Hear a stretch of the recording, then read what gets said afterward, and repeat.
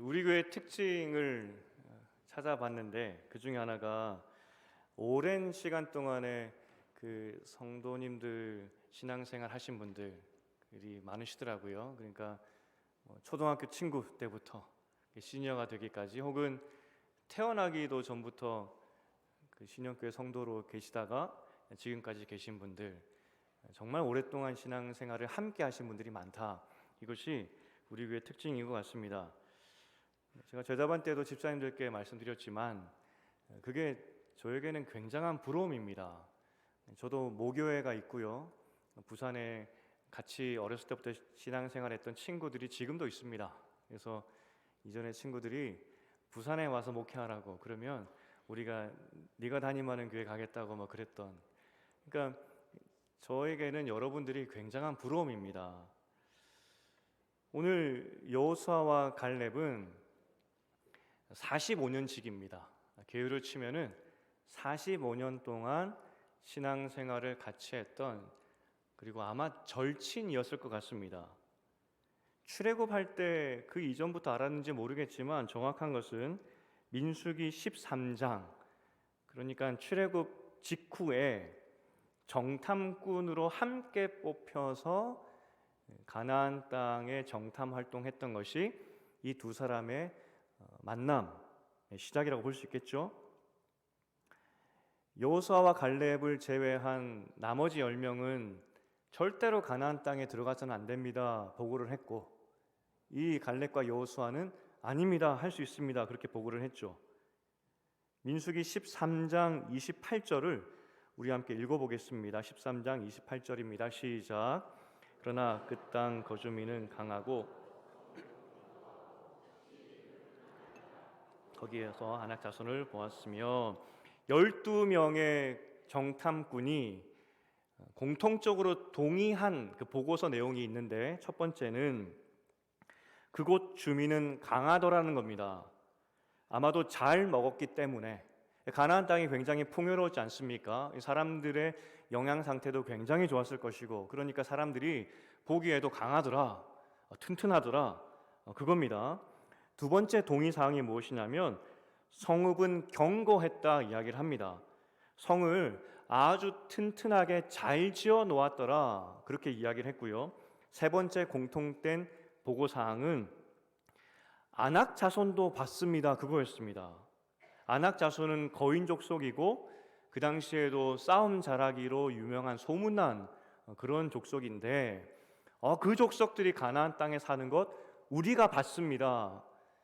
12명이 이 세 가지를 똑같이 동의해서 보고한 겁니다. 만약 갈렙과 여호수아가 이 보고를 동의하지 않았다면, 10명이 지금 지어낸 것을 보고합니다 라고 생각했다면 아마 그때 가데스 바냐에서 저 10명이 거짓말한다고 했겠죠. 하지만 여호수아도 그랬고 갈렙도 그랬고 나머지 10명의 정탐꾼 모두 거기에 사는 사람들은 영양 상태도 훌륭했고 성도 튼튼하게 지었고 거기에 아낙 자손도 사는 것을 우리가 다 봤습니다, 그렇게 보고를 한 겁니다. 그런데 이 10명의 정탐꾼과 여호수아 갈렙의 결정적인 차이점이 뭐냐면, 그럼에도 불구하고 적을 이길 수 있느냐 없느냐 하는 것이었습니다. 10명은 절대로 이길 수 없다 이야기를 합니다. 졌다는 것이죠. 가면 우리는 죽는다는 겁니다. 메뚜기이기 때문에. 그러니까 백성이 그 말을 듣고 엉엉 울죠. 괜히 왜 우리를 탈출시켜서 출애굽시켜서 이런 고생하는지 하게 했는지, 차라리 광야에서 죽던지 다시 돌아가자, 이런 이야기를 합니다. 그때 여호수아 갈렙이 아니라고, 우린 이길 수 있다고, 하나님이 함께 하시기 때문에 이길 수 있다 이야기를 합니다. 민수기 14장 9절을 우리 함께 읽어보겠습니다. 14장 9절입니다. 시작. 다만 여호와를 거역하지 말라. 또 그 땅 백성을 두려워하지 말라. 그들은 우리의 먹이라. 여호와는 우리와 함께 하시느니라. 그들을 두려워하지 말라 하나. 두 사람이 보고를 합니다. 비록 그 사실은 맞지만 이길 수 있다고, 우리의 먹잇감이라고, 하나님이 함께 하시니 이길 수 있다 이야기를 합니다. 두려워하지 말라 이야기합니다. 그렇게 이야기하는 두 사람을 향해서 백성들이 돌을 들어서 죽이려고 합니다. 그때 하나님께서 영광의 모습으로 그들에게 임할 때 백성들은 일순간 멈추게 되고, 그래서 이 여호수아 갈렙은 살아남게 됩니다. 아마 하나님의 영광이 멈추게 하지 않았다면 두 사람은 가데스 바네아에서 아마 죽었을 겁니다. 한번 상상해 보십시오. 12명의 정탐꾼이 40일 동안 가나안 땅을 이곳저곳 살피러 다녔습니다. 사실 이것은 특수 작전입니다. 왜냐하면 소문 다 났습니다. 애굽 땅에서 한두 명이 아니라 200만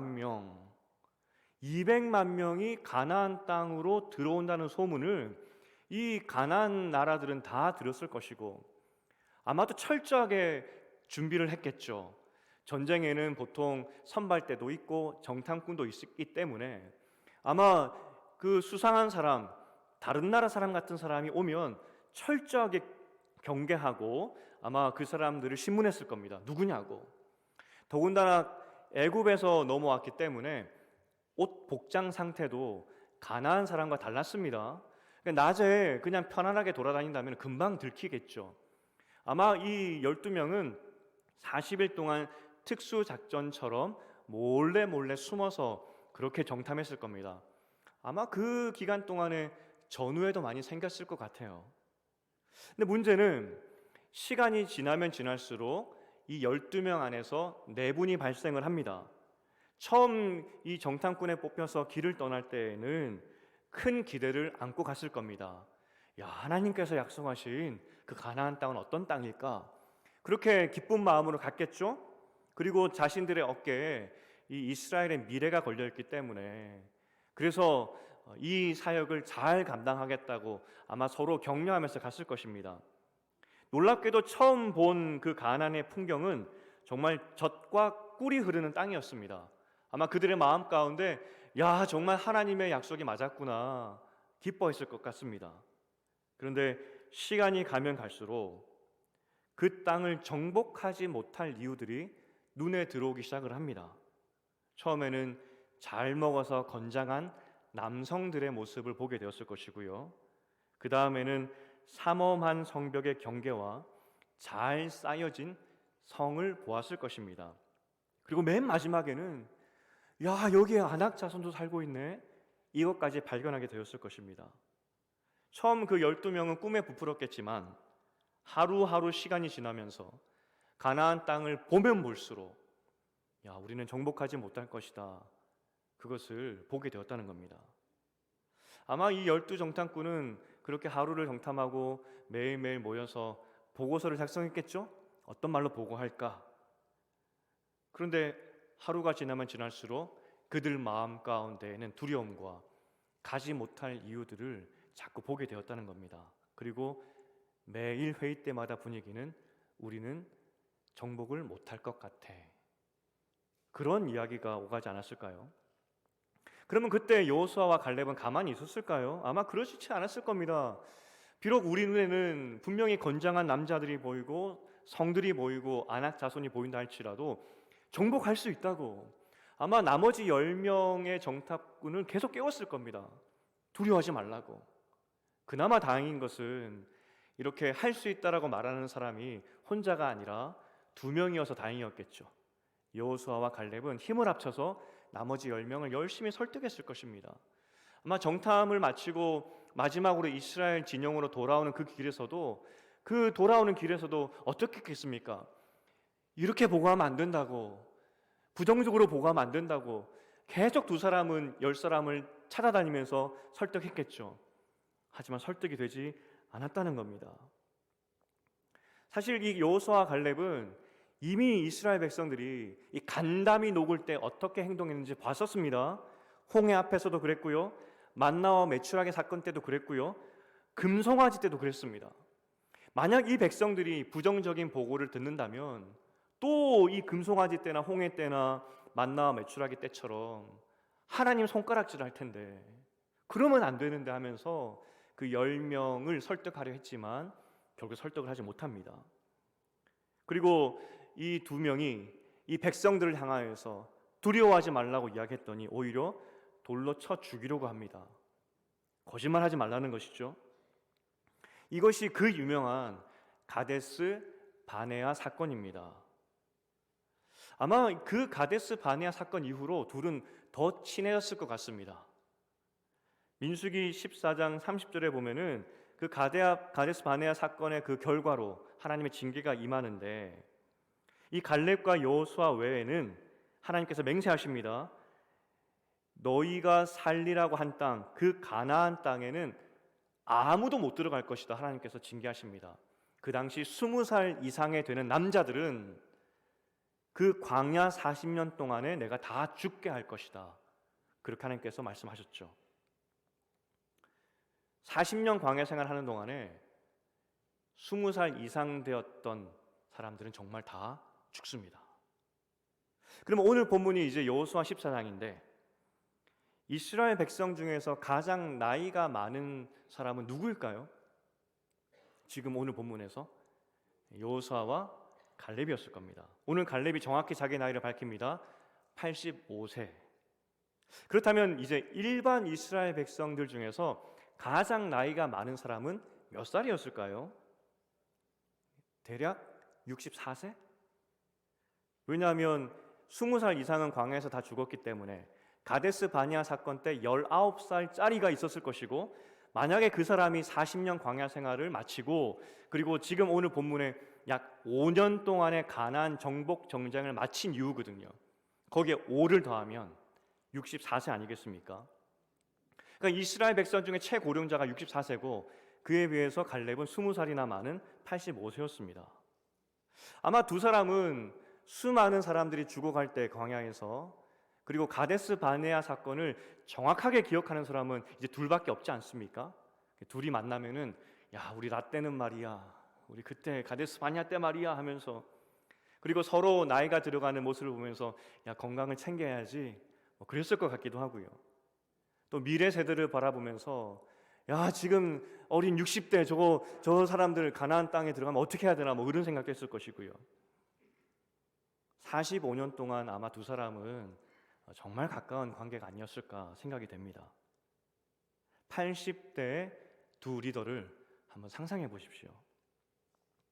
제자반에서 지난주 이제 마지막 수업 때 그 질문이 무엇이었냐면, 제가 집사님들께 교회가 선물입니까? 아니면 폭탄입니까? 여러분에게 교회가 선물이었습니까? 아니면 폭탄이었습니까? 라고 제가 질문을 던졌습니다. 그랬더니 모두가 감사하게도 다 선물이었습니다. 그렇게 대답을 해주셨습니다. 그런데 한 권사님께서 정말 좋은 비유로 그 선물을 설명해 주셨어요. 여러분 어렸을 때 그 종합 선물 세트 과자가 들어가 있는 그 박스 안에 여러 가지 과자가 들어가 있는 종합 선물 세트 기억하시죠? 거기에 보면 정말 여러 가지가 들어 있습니다. 근데 권사님께서 말씀하셨습니다. 그 박스 안에는 내가 좋아하는 양갱도 있고 그러시더라고요. 근데 저는 마음속으로 저 어렸을 때, 지금은 아니지만 어렸을 때 양갱 별로 안 좋아했거든요. 그래서 제가 저 양갱 안 좋아했는데요 라고 농담하려고 했는데 너무 분위기가 진지해서 지금 말씀드리는 겁니다.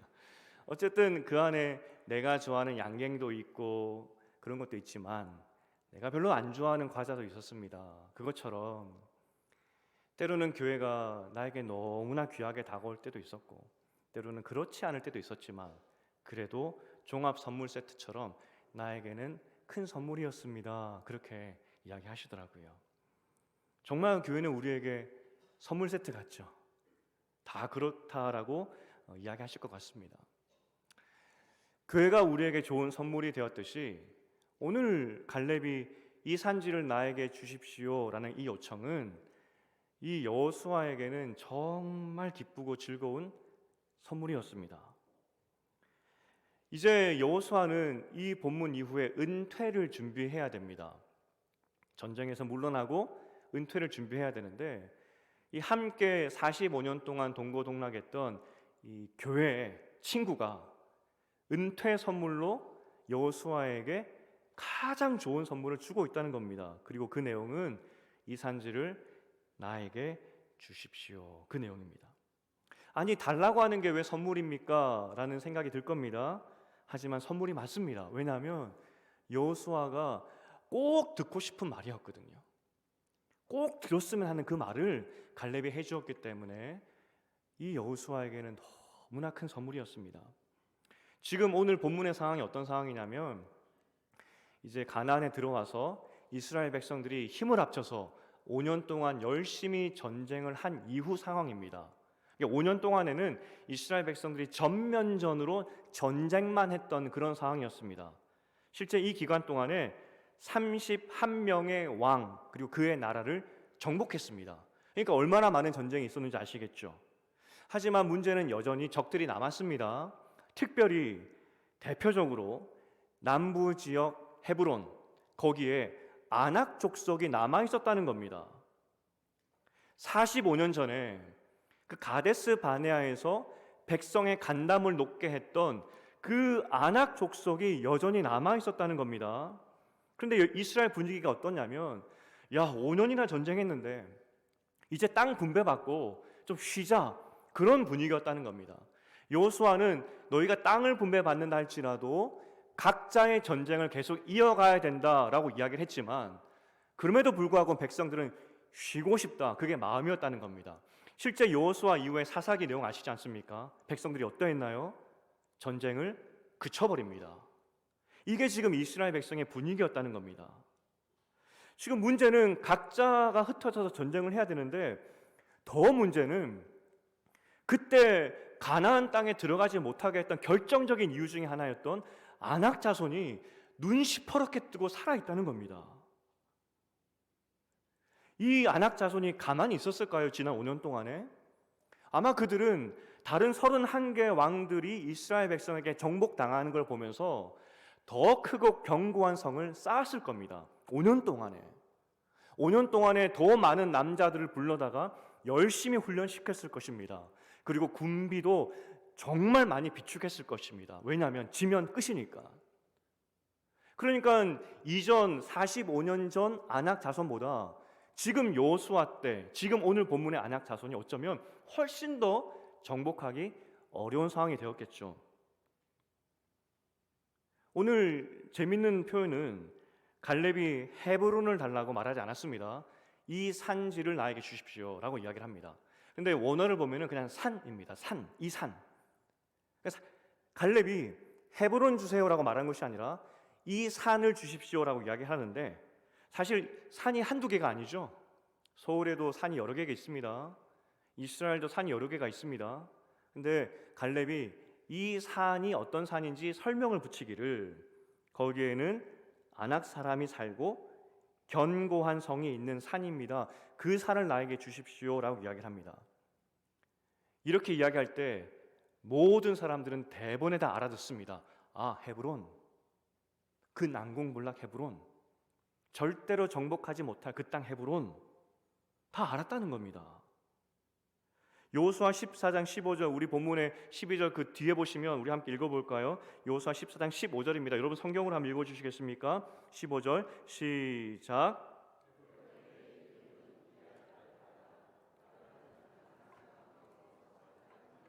네, 제가 설명을 거기까지입니다. 설명을 드리면 헤브론에는 그 아낙 사람이 사는데 그 지명에 대해서 이야기를 합니다. 기럇 아르바.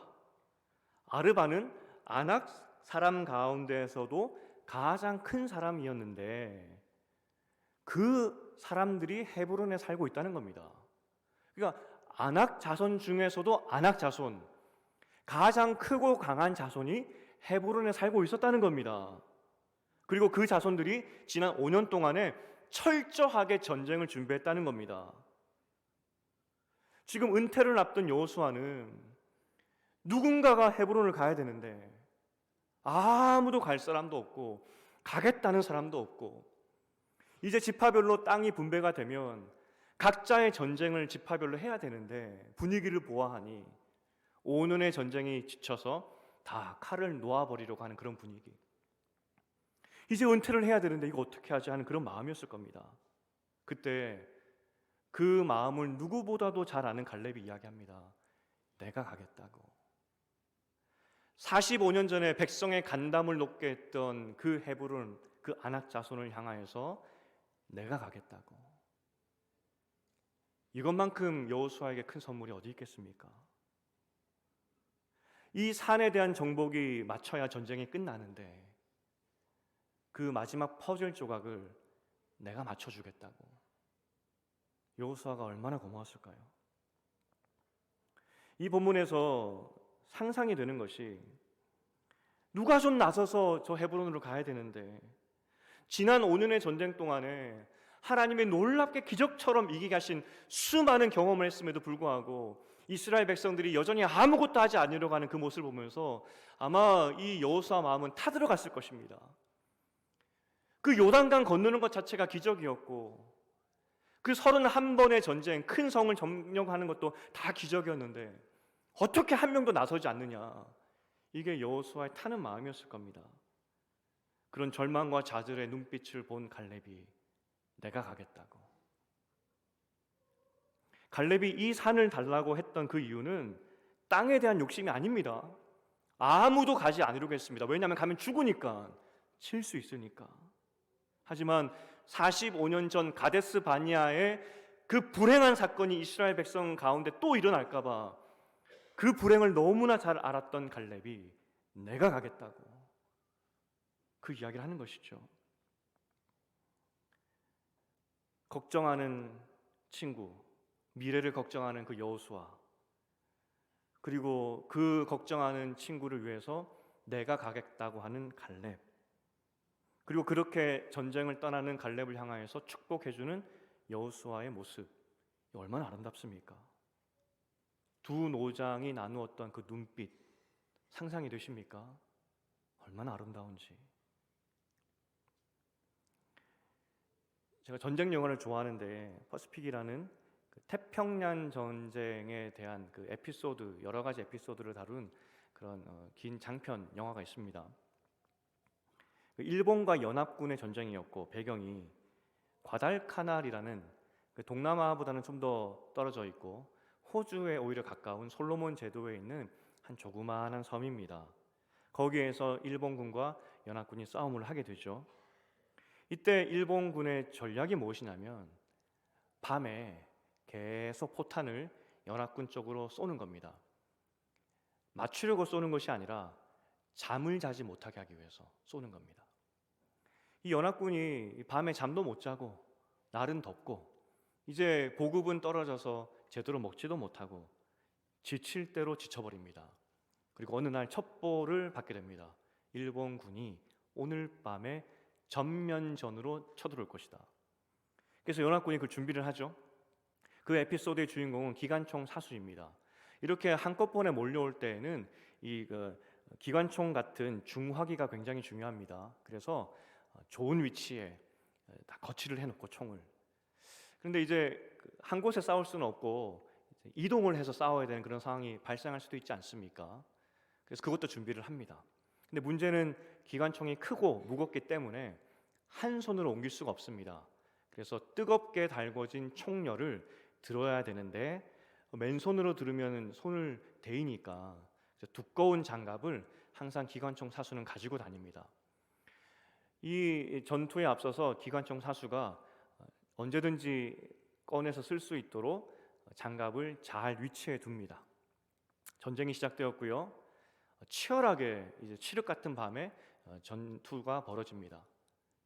이제 신호에 따라서 진지를 이동해야 되는데 문제는 너무나 날이 어두웠고 그리고 전투가 치열해서 장갑을 찾을 수가 없는 겁니다. 그런데 이동을 해야죠.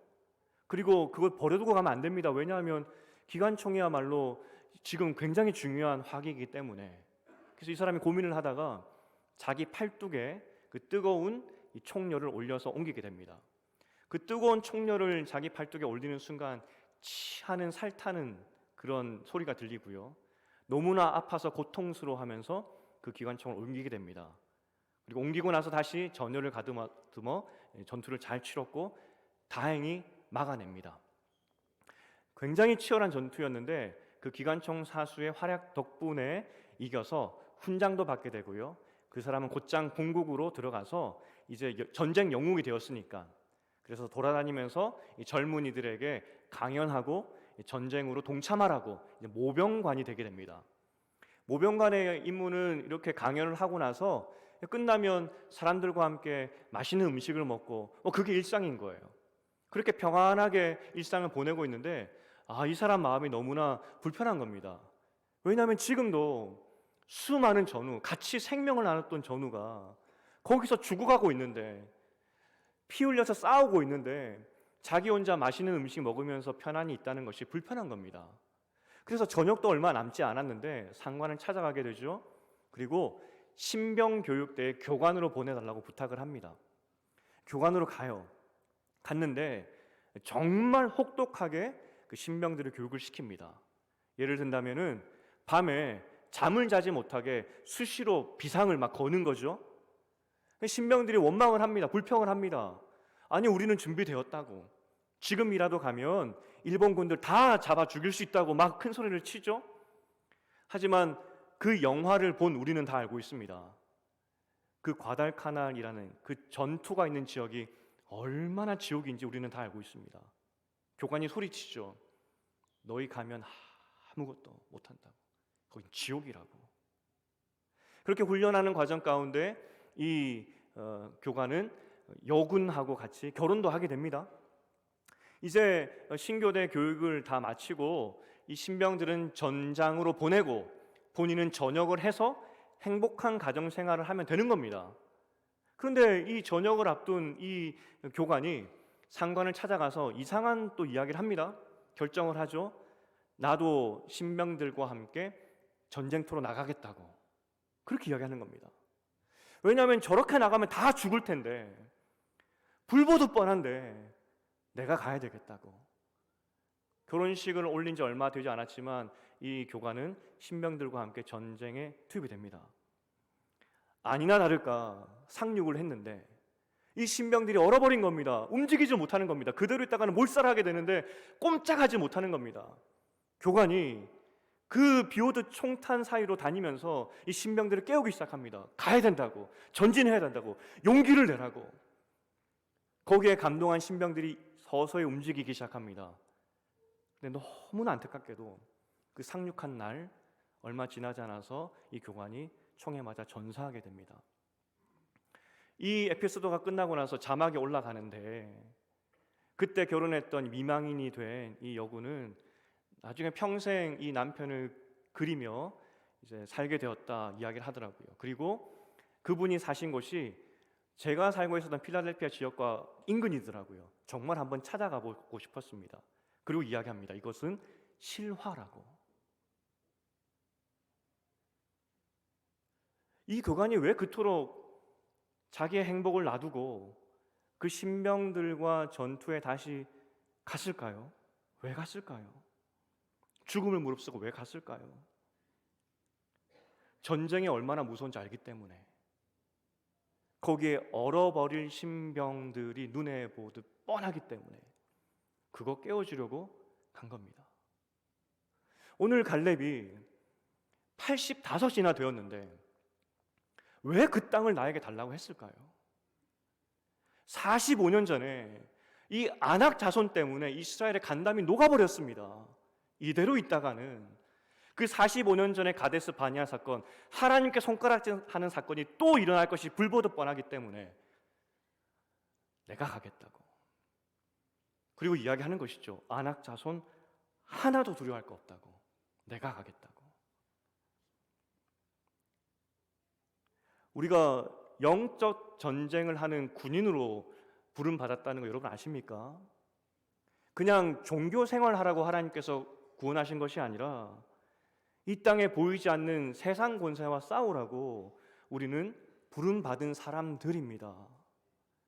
세상이 아무리 강하고 세상이 아무리 두렵고 이기지 못할 것 같다 할지라도 오늘 갈렙의 이 요청, 그리고 이 믿음의 고백이 맞습니다. 이 산지를 나에게 달라고. 왜냐하면 하나님께서 반드시 이기게 하실 것이기 때문에 이 산지를 나에게 달라고. 이렇게 말하는 갈렙의 고백이 맞다는 겁니다. 우리는 세상을 향해 싸우는 존재로 부름받았는데 여러분에게는 이길 수 있다는 용기가 있으신지, 아니 좀 더 구체적으로 정말 싸우고 계신지, 영적인 전쟁을 하고 계신지, 갈렙의 눈빛이 있는지. 지난주에 신년학당이 종강을 했습니다. 그때 종강 때 우리 은퇴 권사님들이 힘을 내셔서 이 날도 추운데 정말 따뜻하게 그리고 멋지게 종강 파티를 준비해 주셨어요. 정말 깜짝 놀랐습니다. 그리고 레크리에이션 같은 것도 했는데 저 10,000원 용돈도 받았습니다. 얼마나 기쁘던지. 근데 2주 전에 그 신년학당 그 유튜브에 그 댓글이 하나 달렸는데, 왜 헤브론 교회라는 명칭을 붙이셨습니까? 그런 내용이었습니다. 그렇지 않아도 한번 이 말씀을 나눠야 되겠다 생각했는데 그 질문이 너무나 반가웠습니다. 이 산지는 헤브론입니다. 갈렙이 요구했던 아낙 자손이 사는 헤브론입니다. 헤브론을 정복하는 그 믿음의 선배가 되어달라는 그런 의미에서 헤브론 교회, 그렇게 붙인 겁니다. 그리고 나아가서 우리가 그 헤브론 교회를 이름을 읽고 보면서 말하면서, 절대로 정복하지 못할 그 아낙 자손 우리가 정복할 수 있지, 그 처음 마음, 그 갈렙의 눈빛을 회복하고자 이 헤브론 교회라는 이름을 붙이게 된 것입니다. 교회가 어느 순간 영적 전쟁을 멈춰버렸습니다. 치열하게 우리는 지금도 전쟁을 하고 있고 각자의 전투를 벌이고 있는데, 누가 어떻게 쓰러져 있고 누가 어떤 아픔 가운데 있고 어떤 상황 가운데 있는지 우리는 서로 돌아보지도 않습니다. 오히려 성도들의 이야기를 가십거리로 여기지는 않는지, 신앙이 없거나 신앙이 약한 남편을 위해서 지금도 기도하는 성도들이 있는데 함께 기도하고는 있는지, 함께 모여 하나님의 나라를 위해서 애쓰고 있는지, 기도하고 있는지, 다음 세대를 어떻게 세울까 마음을 나누고 있는지, 하나님을 모르는 사람에게 어떻게 복음을 전할까 하나님의 그 영적 전쟁에 대해서 관심은 있는지. 만약 이 관심이 없고 싸움을 멈춰버린다면 우리는 가데스 바네아의 이스라엘 백성과 똑같다는 겁니다. 멈춰버린, 무섭습니다, 못합니다, 하지 않겠습니다. 그 가데스 바네아의 백성과 우리는 똑같다는 겁니다. 에베소서 6장에 보면 영적 전쟁에 대해 설명을 합니다. 6장 12절에 보면 우리의 싸움은 혈과 육이 아니라 이야기합니다. 세상 주관자들이고 하늘에 있는 악한 영들과 싸움하는 것이다 분명히 이야기합니다. 하지만 어느 순간 우리는 땅만 보고 있습니다. 악한 것에 대해서, 세상에 대해서 생각하지 않죠. 왜냐하면 이길 수도 없을 것 같고, 그리고 더 급한 것은 땅에 먹는 것이기 때문에 우리는 어느 순간 이 싸움을 멈춰버렸다는 겁니다. 우리에게는 나를 깨워줄 갈렙이 필요합니다. 그리고 서로 깨워줄 수 있는 갈렙이 되어야 한다는 겁니다. 40년, 50년 신앙생활 같이 한다 하더라도 그 가정에 어떤 문제가 있고 어떤 어려움이 있고 어떤 영적 전쟁이 있는지 알지 못하고 기도해야 하지 않는다면 우리는 이 함께하는 전쟁에 같이 있지 않는 겁니다. 좀 더 엄밀히 말하면 교회가 아니죠. 어떻게 교회가 영적 전쟁을 그칠 수 있냐고요. 에베소서 같은 장에서 이 영적 전쟁을 어떻게 해야 되는지 설명하고 있는데 6장 14절에서 다른 어떤 무기를 설명하기 전에 함께 서서라고 이야기합니다. 함께 어디 자리 떠나지 말고 같이 서 있어라, 같이 서 있는 것부터 시작이다라고 이야기합니다. 이게 무슨 말이냐면 그 당시 로마의 전쟁의 방법은 일렬로 쭉 서서 천천히 함께 전진하는 겁니다. 적이 앞에 있습니다. 굉장히 두렵죠. 하지만 그 대열에서 한 명이라도 이탈해버린다면 그 대열은 완전히 무너집니다. 여러분, 로마의 백부장 제도가 있다 아실 겁니다. 백부장은 굉장히 존경받는 백전노장입니다. 백부장은 팔 하나 없는 사람, 눈이 애꾸인 사람, 이런 사람들이 굉장히 많았대요. 왜냐하면 그 백부장은 항상 선봉에 섰었고 어떤 일이 있어도 그 라인을 이탈하지 않는 용감한 사람들이었기 때문에 이 신병들이 백부장 옆에 서는 순간 이겼다, 나도 떠나지 않아야지, 그런 용기를 얻는다고 합니다. 그래서 백부장은 존경받았다고 합니다. 오늘 바울이 영적 전쟁을 하는 교회에게 이야기를 합니다. 함께 서 있으라고. 함께 대열을 이탈하지 말고 서 있는 것부터 시작이라고. 혹시 우리 가운데 그 대열 가운데 두려워 떨거나 이 전쟁에 대해서 회의를 가지거나 이길 수 있을까 하는 마음들이 있다면 네가 백부장이 되어서 함께 서 있으라고. 그래야 이긴다고. 그게 영적 전쟁의 출발이라 이야기를 합니다. 혹시 지금 신앙생활을 하고 계신데 내가 누구에겐가 갈렙이 되어주지 않고 혹시 나에게 갈렙 같은 친구가 없다면 여러분 교회 안으로 깊숙이 들어오셔야 됩니다. 이게 우리가 내년부터 꿈꾸는 새로운 교회 모습이라는 겁니다. 함께 영적 전쟁을 하는 교회, 함께 서로를 위해서 눈물 흘리며 기도하는 교회, 가십이 아니라 방관이 아니라 그들의 아픔과 그들의 기도 제목과 그리고 영적 승리를 위해서 함께 애쓰며 기도하는 교회, 그게 교회라는 겁니다. 이제 말씀을 맺겠습니다. 저는 신영교회를 꿈꿀 때 한 몸, 한 공동체가 되어야 된다. 우린 다 알고 있습니다. 그런데 한 몸이 되어서 무엇을 해야 되는 공동체이냐? 영적 전쟁을 하는 공동체입니다. 사실 갈렙에게 아낙 자손 역시 두려웠을 겁니다. 무서웠을 겁니다. 이길 수 있을까? 하지만 갈렙이 고백합니다. 이 산지를 내게 주시옵소서. 주께서 약속하셨으니 이길 줄 믿습니다. 하나님께서 우리에게 똑같이 말씀하셨습니다. 이 세상 권세와 싸워 이기라고. 그리고 이길 수 있다고. 한 몸 되어서 우리가 무엇을 위해 싸워야 되느냐? 이 땅에 하나님의 나라, 이 땅에 악이 무너지고 하나님의 나라가 세워지는 것, 그것을 꿈꾸어야 한다는 겁니다. 우리가 교회 형편을 보면서 재정이나 건물이나 환경이나 위치나 여러 가지 어려움들이 있습니다. 하지만 그것을 뛰어넘어서 일하시는 하나님을 믿음으로 나에게 이 산지를 주시옵소서 고백할 때 하나님이 정말 이 산지를 우리에게 주실 줄 믿습니다. 이것이 우리의 꿈이 되기를 바랍니다.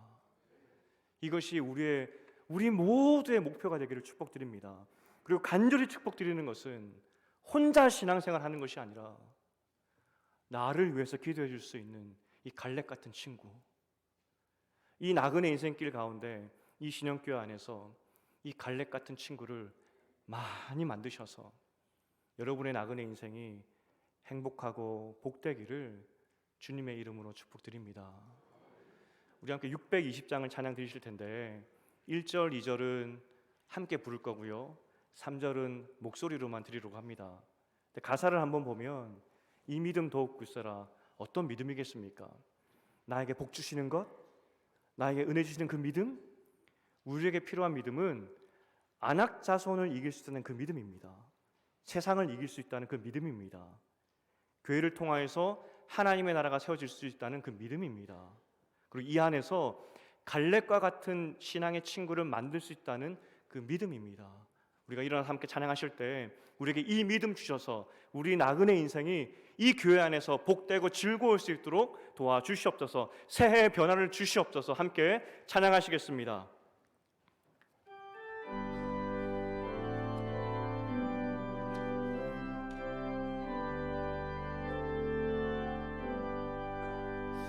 여기에 모인 우리 주의 은총 받은 자여라. 주께서 이 자리에 함께 계심을 아노라.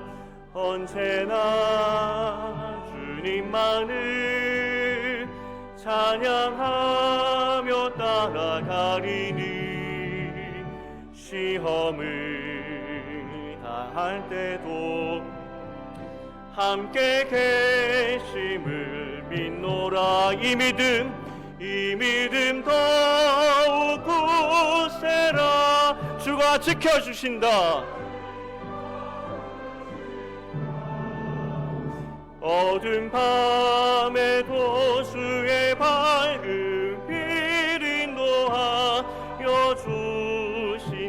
주님이 뜻하신 일, 주님이 뜻하신 일 행하리. 어렵더라도 언제나 주 뜻 안에 내가 있음을 아노라. 사랑과 말씀들이 나를 더욱 새롭게 때로는 넘어져도 최후 승리를 믿노라. 우리에게 믿음 부어 주시옵소서.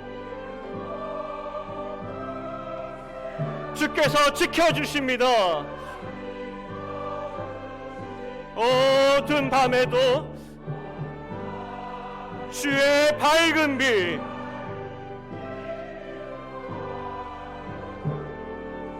여기에 모인 우리 사랑받는 주의 자녀라. 주께서 뜻하신 바 우리를 통해 펼치십니다. 통해 펼치신다. 고통과 슬픔 중에 더욱 주님을 의지하오니 어려움 이겨내 주님 더욱 찬양하라. 주님 더욱 찬양하라. 이 믿음 더욱 굳세라. 주가 지켜주신다.